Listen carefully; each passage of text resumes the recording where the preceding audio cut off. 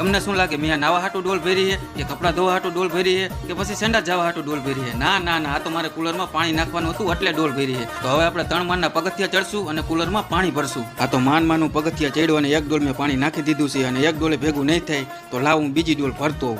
તમને ખબર તો હે ટીપે ટીપે સરોવર ભરાય, પણ આપણે ડોલે ડોલે કુલર ભરશું. થાકી જવાય છે ડોલે ડોલે પાણી હારવામાં. જો હું અત્યારે ભલે થાકી ગયો હોય પણ કુલરમાં પાણી ભર્યા પછી હવા ખાવાની આવશે મોજ. આ બીજી ડોલે ભેગું નહીં થાય, લાવ ત્રીજી ભરી આવું.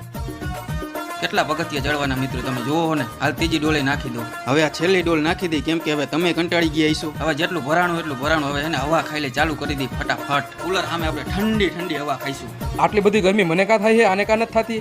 હા હવે ખબર પડી, કુલર એ બાજુ હતું, આ બાજુ ફરી જા મારા કલેજા. એને ભલે ગરમી થતી હોય આપણે હોઈ જાય. એટલે મારું મોઢું કેમ ભીનું થઈ ગયું? વરસાદ આવ્યો કે શું? ને કુલર કોને ફેરવ્યું? तू मार दरिया ने का